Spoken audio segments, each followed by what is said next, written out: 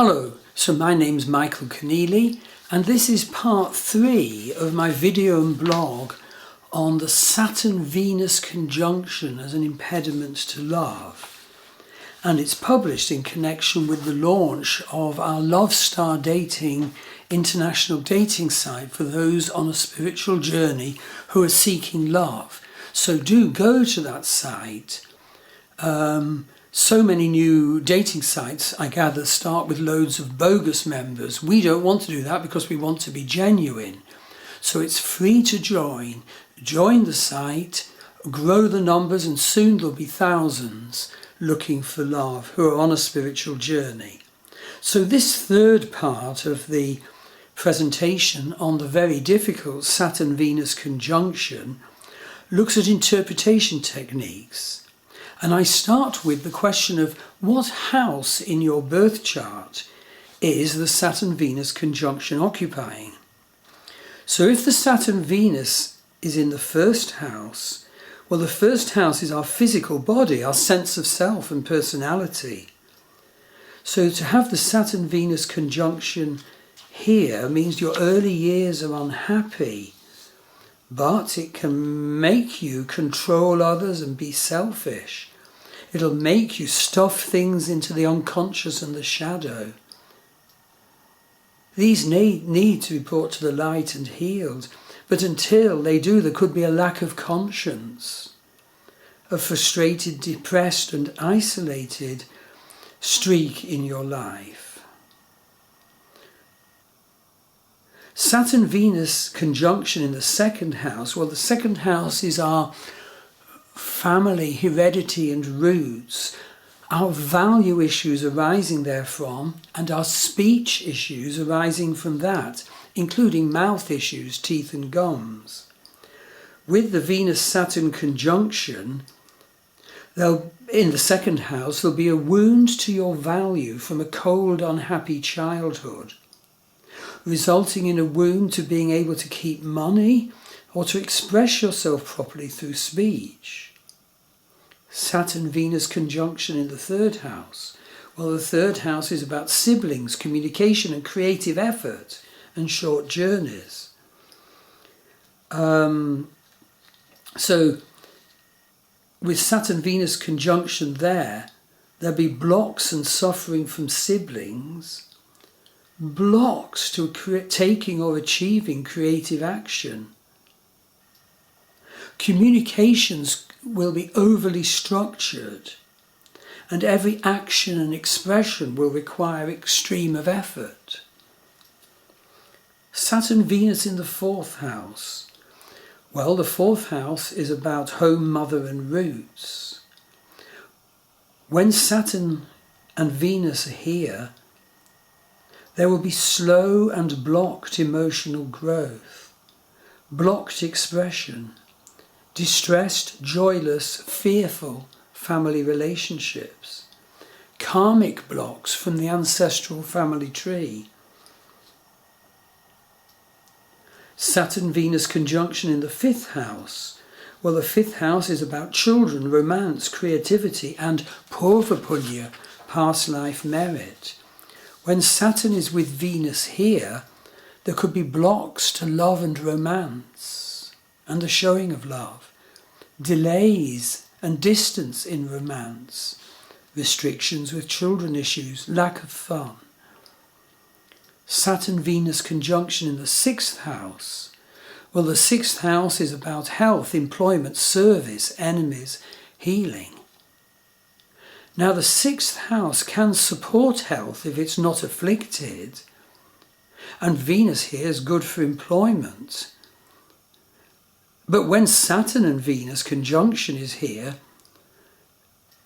the person becomes inflexible, stuck, gets into excessive microscopic detail, has problems with employees, poor self-promotion, enemies.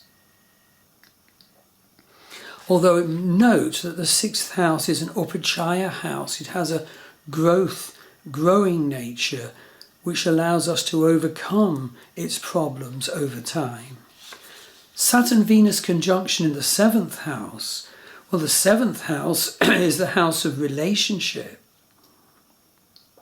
passion and romance. Saturn Venus in the 7th house can be terrible for marriage. Saturn in the 7th house is terrible for marriage until and unless we can heal it. It's good for commitment, but this person can commit for years and years to the wrong partner. And they will often attract the wrong partner in the first place. There's controlled partnerships and unloving sex. Saturn Venus in the 8th house. Well, the 8th house is about money through partnership, death and rebirth, transformation. So Venus transformed. The higher Venus in the 8th house is about metamorphosis through sexuality. But if not in the higher manifestation, very complicated relationships with a lot of psychological processing to go through. To have Saturn conjunct Venus here, this creates the shy, frustrated loner, with great potential for spiritual, occult and healer growth often though. Saturn-Venus conjunction in the 9th house. Well, the 9th house is about our spiritual path, our higher education, teachers and father. Venus supports and promotes all those things. But Saturn conjunct Venus here creates restriction, delays, bad effect from authoritarian figures in the life. Saturn-Venus in the 10th house of career. The career nature can destroy chance of creativity or art. Work can be servile and labouring, creating the misfit who drops out of career or education and doesn't build up career because of his or her lack of self-value. Saturn-Venus in the 11th house, well, the 11th house is the house of structured gains, friends and community. The Saturn-Venus conjunction in the 11th will block those and can create trouble with children issues because Saturn is opposite the 5th house of children when it's in the 11th. Lastly, Saturn-Venus in the 12th house. Well, the 12th house is where we go beyond our usual world. This can be into foreign parts, into institutions, spending money, or above all, moksha, or spiritual realization. That takes us beyond this world. Someone with Saturn in the 12th house will often work in institutions or abroad, but with Saturn conjunct Venus here, they will experience a loss of liberty of expression. They could be ineffectual.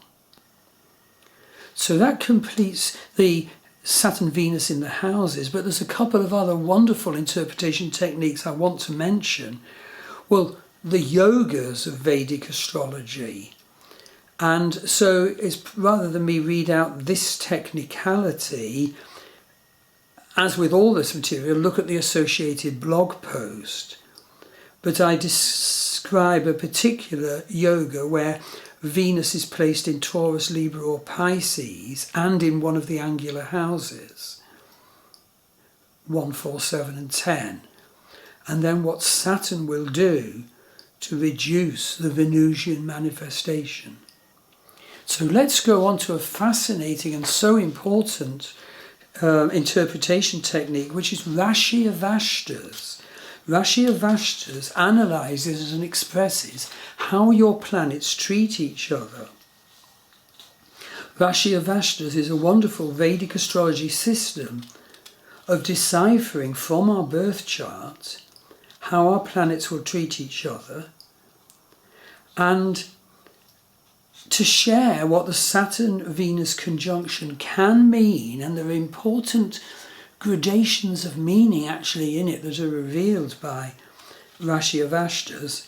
I briefly now share some buzzwords so that we can better understand how Saturn and Venus can treat each other. So firstly, chart analysis can reveal that we will embody a situation in this incarnation where Saturn is shaming Venus. Now, if you have Saturn shaming Venus, that will make you choose a path that is less fulfilling. And the reason for your choosing that is because at root you simply don't feel you're deserving of fulfillment. I do not deserve. Saturn Venus creates a lack of self-respect. It fills us with shame. We don't feel worthy. And so lack of fulfillment will be bitterly and impotently felt. Okay, let's look at a second Saturn-Venus conjunction possibility described by Rashi avashtas analysis. Here, Saturn-Venus combination creates a situation of Saturn starving Venus. So when Saturn starves Venus, and the first one we just talked about was Saturn shaming Venus, when Saturn starves Venus, Saturn causes Venus to lack the self-worth necessary to maintain a fair relationship. We'll either demand more than is deserved in a relationship, or we may feel so unworthy that we keep crawling to our loved one and so may lose our own life and pay too high a price within the relationship. Rashi avashtas can describe two possible relationships for how Saturn and Venus will work together in your life, until, of course, you bring the needed spiritual healing to the horrible situation. So basically, it can either be a case that Saturn will boost Venus, and at the same time Venus will boost Saturn, and in this case the relationship is a matter of appreciating that the simple things in life are the bedrock, the core that makes for loving, satisfying, caring relationships. That's when Saturn boosts Venus and Venus boosts Saturn. But using Rashi avashtas, we can discover whether or that's the case in your life, or whether you have the second possibility, which is that Venus will boost and boost and boost Saturn, and Saturn will simply take and take and take from Venus. This is a desperate script for relationship. The person tries and tries and tries, and the partner takes and takes and takes. In the worst case scenario, you can even feel like committing suicide. Remember to also look at the Dashas, the wonderful predictive periods in Vedic astrology. Note particularly if you're in a Venus period or sub-period. And if Saturn is conjunct Venus in your birth chart, this will massively make more difficult the expression of Venus. But this time is an ideal opportunity for you to seek spiritual growth about your Venus issues of love, money, art, sexuality, etc. Venus in the Nakshatras is another interpretation point I'd like to mention. The Nakshatras are a supreme expression of our emotionally based consciousness, truly unique and supreme. They offer multifaceted wonders of interpretation to us as for our nature and our life path and our relating scripts. Venus rules 3 of the 27 Nakshatras, Bharani in Aries Taurus, whose deva is Yama, the god of death. Purva Palguni in Leo, whose symbol is the conjugal bed. And Purva Ashada in Sagittarius, also ruled by Venus. And just to say, although it's too detailed to go into, look at the nakshatra padas, because for example, if you have Venus in a Virgo pada or quarter of a nakshatra, well, Venus is debilitated in Virgo, and it's important to know that because you'll need to work to heal and boost Venus. So, do come and get a reading from me about you and or your relationships. You can subscribe on the Love Star Dating website, my Michael Conneely Healers page, or you can go to my Star Wheel Astrology page to book your reading. Please do subscribe to our two blogs, Love Star Dating and Star Wheel Astrology, and join our Love Star Dating Facebook page. So I hope this third part of my presentation of what it means to have Saturn conjunct Venus in your birth chart, this third part which introduces some of the wonderful interpretation techniques that are available, was of help and interest to you. Look forward to hearing from you. Thank you.